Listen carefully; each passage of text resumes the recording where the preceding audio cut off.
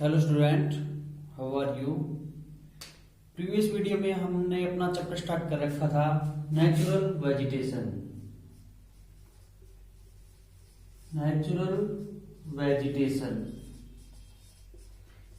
इस चैप्टर में हमने 4 टाइप की वेजिटेशन स्टडी कर ली थी। हमारे 5th टाइप की वेजिटेशन है littoral and swamp forest.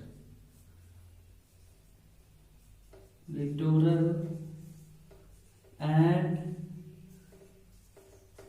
Swamp forest. जो हमारा दलदली एरिया होता है वही इसमें जो प्रकार की वेजिटेशन होती है वो इसी के अंडर में आती है। जो इंडिया है उसमें वो रिच है वेटलैंड की दृष्टि से। India has rich in the wetland habitat और इंडिया की जो 70% वेटलैंड एरिया है उस पे पैडी कल्टीवेशन होता है। पैडी कल्टीवेशन में जो हम धान उगाते हैं उसको पैडी कल्टीवेशन बोलते हैं, राइस कल्टीवेशन बोलते हैं। और इंडिया में टोटल एरिया कितना है वेटलैंड का? 3.9 मिलियन हेक्टेयर। इतना एरिया है इंडिया में वेटलैंड का और इस इतने एरिया का 70% पे राइस कल्टीवेशन होता है।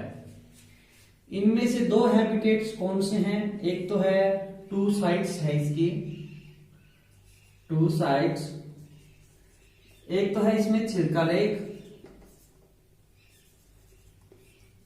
चिल्का लेक जो कहां पे है? उड़ीसा में।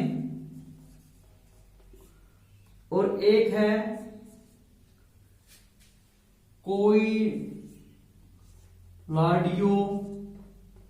कोयलाडियो नेशनल पार्क। ये कहां पे है?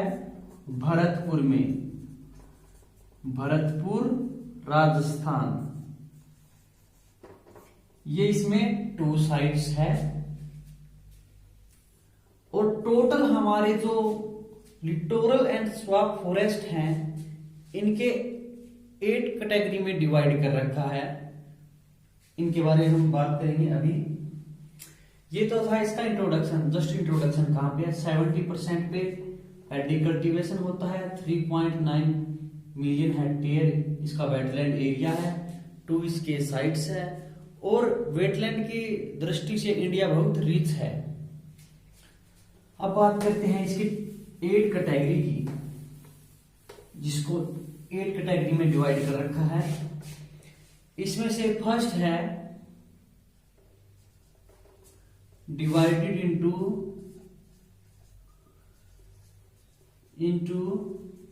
8 category.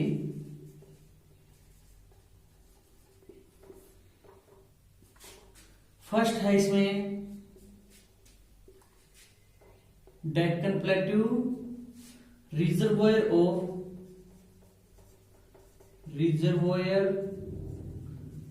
Of Deccan plateau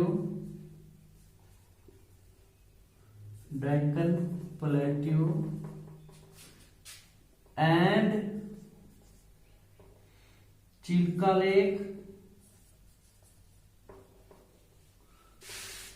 lake and wetland of south west coast. ये तो है हमारा first, reservoir of Deccan plateau and Chilka lake and wetland of the south west coast. ये हमारा फर्स्ट टाइप हो गया। सेकंड आता है हमारा सलाइन एक्सपेंशन ऑफ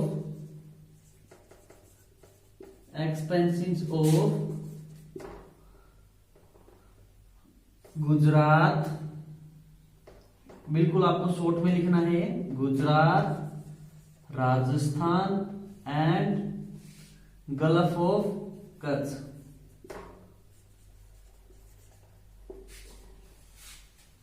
सैलाइन एक लेक है गुजरात, राजस्थान और Kutch of gulf of Kutch, इसका एरिया आता है इसमें सेकंड पार्ट में। थर्ड में आता है फ्रेश वाटर रिजर्वेयर ऑफ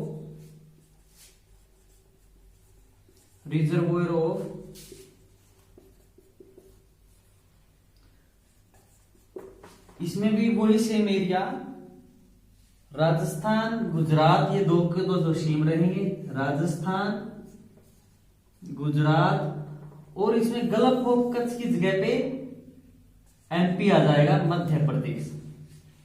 ये सैलाइन वाटर की थी, ये फ्रेश वाटर की आ गई। बस आपको तीन इजीली याद हो गए। अब बात करेंगे फोर्थ की। फोर्थ में क्या आएगा, ये सिर्फ था वेस्टर्न कोस्ट के बारे में। अब बात करेंगे ईस्टर्न कोस्ट के बारे में।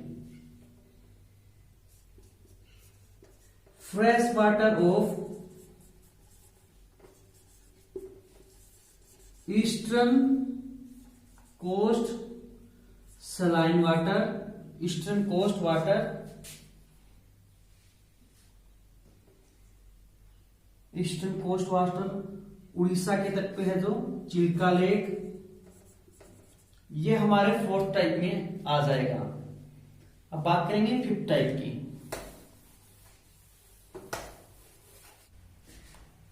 फिफ्थ हमारा आता है इसमें फ्रेश वाटर, ये फिफ्थ ऐसे लिख दो इसमें, और ये फिफ्थ ऐसे। Fresh water reservoir of Gangetic plane,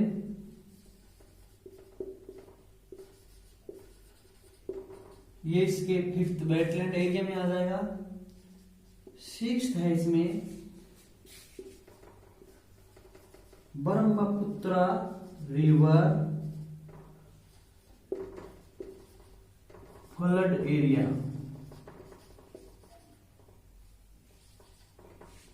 इसमें फिफ्थ टाइप में ब्रह्मपुत्र का जो फ्लड एरिया है वो आ जाएगा सिक्स्थ में। अब आज बात करते हैं सेवंथ की। द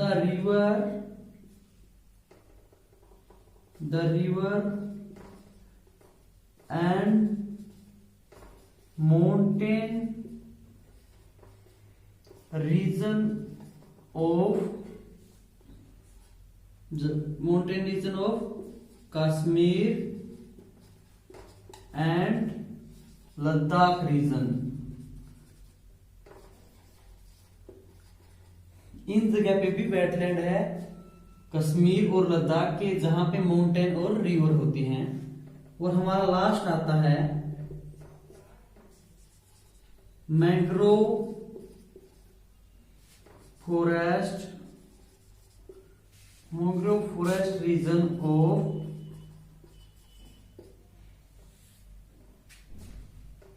मैंग्रोव फॉरेस्ट रीजन कहां पे है, गोदावरी कृष्णा रिवर्स के पास और अंडमान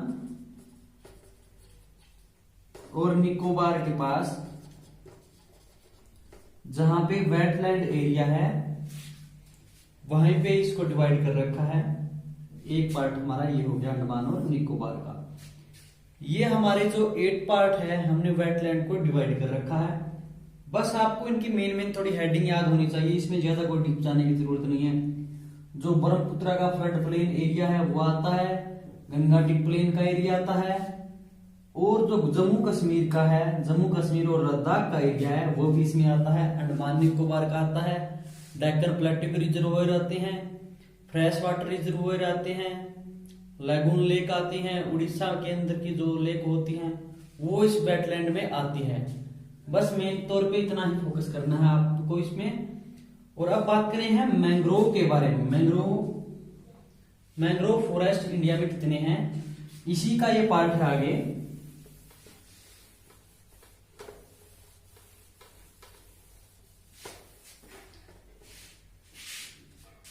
मैंग्रोव फॉरेस्ट इंडिया में 6,740 स्क्वायर किलोमीटर में हैं, जो वर्ल्ड के 7% मैंग्रोव इंडिया में पाए जाते हैं। ये इंडिया वर्ल्ड के 7% हैं और इंडिया में इतने फैले हुए हैं। और ये कौन कौन से रीजन में मिलते हैं इंडिया के? ये इंडिया के Krishna, Godavari,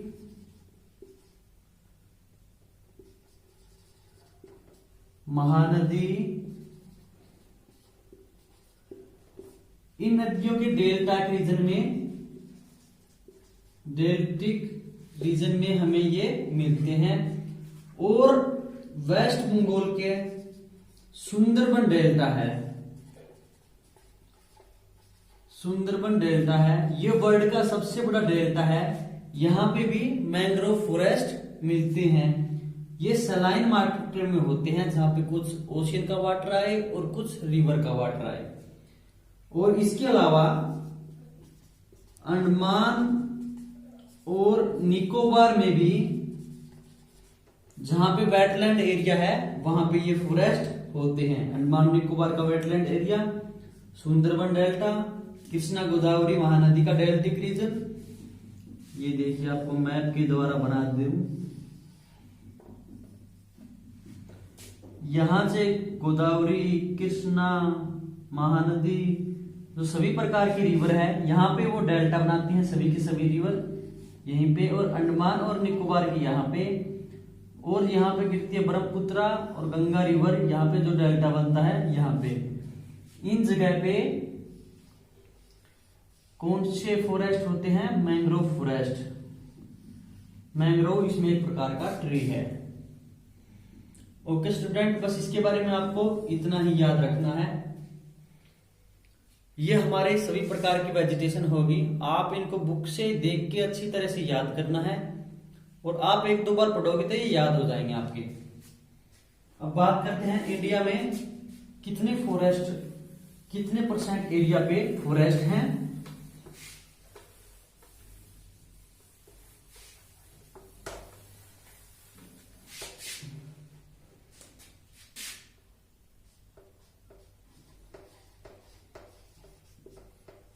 forest cover in India,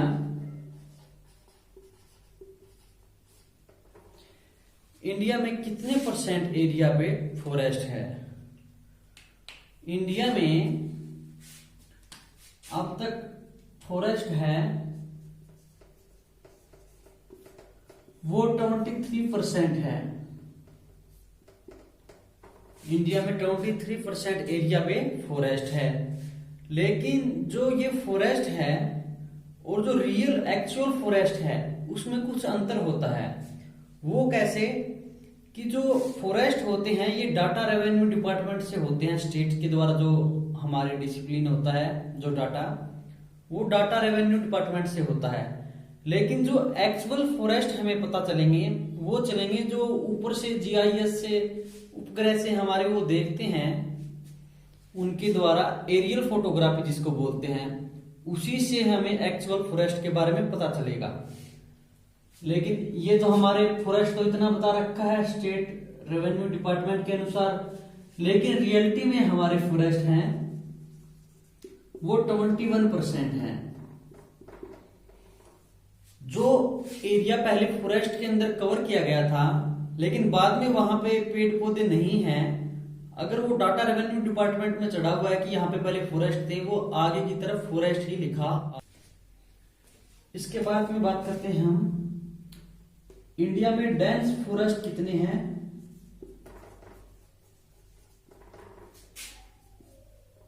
India में डेंस फॉरेस्ट है 12.89% और ओपन फॉरेस्ट है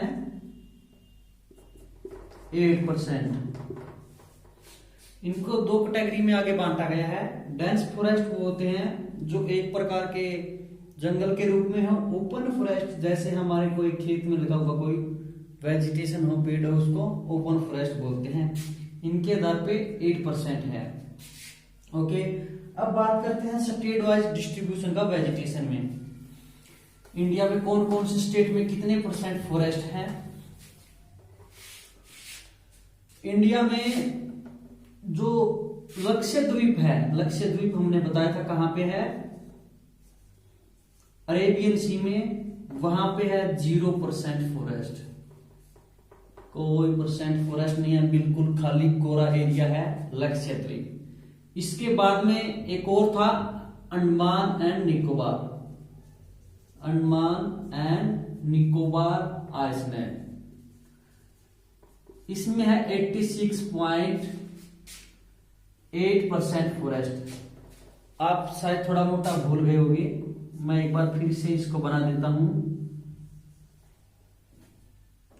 यहां पे तो है लक्षद्वीप, यहां पे अंडमान एंड निकोबार आइलैंड, और यहीं पे फिर बाद में है श्रीलंका। ओके, इनको याद रखना। यहां पे तो है 0% फॉरेस्ट और यहीं पे है 86% फॉरेस्ट।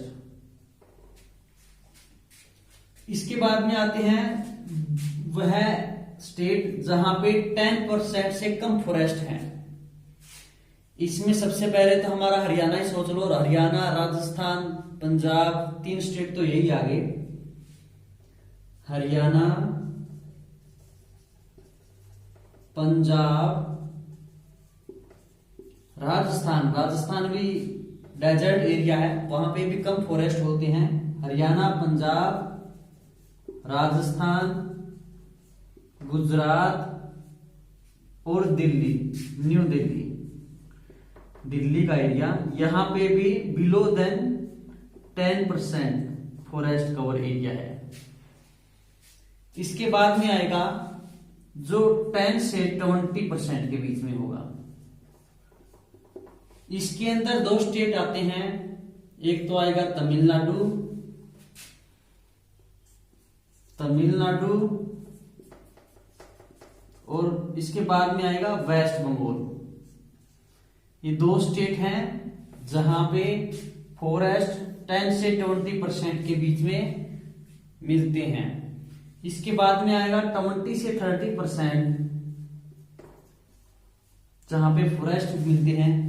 इसमें एक तो है जो हमारा यूनियन टेरिटरी है, दादर एंड नगर हवेली,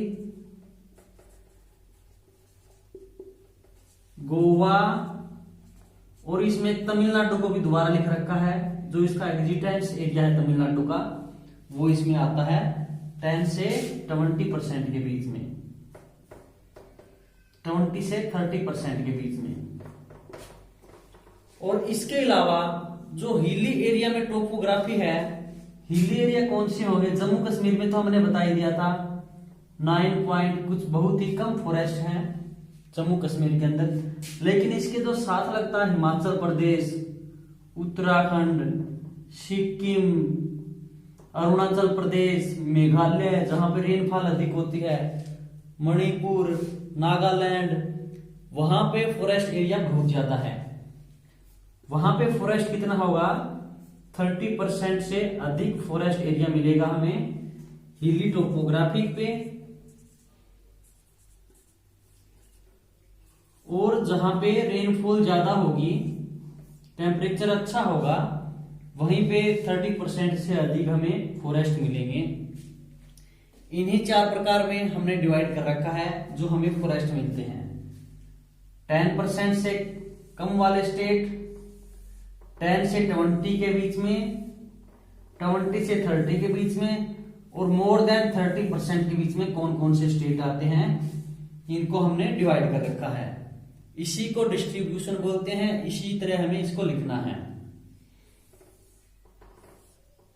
ये हो गया हमारा फॉरेस्ट कवर इन इंडिया, कौन से स्टेट में कितना परसेंट है, टोटल इंडिया में कितना परसेंट है, ये हमने सारा पढ़ लिया है। अब हम बात करेंगे इससे आगे के बारे में, फॉरेस्ट कंजर्वेशन के बारे में।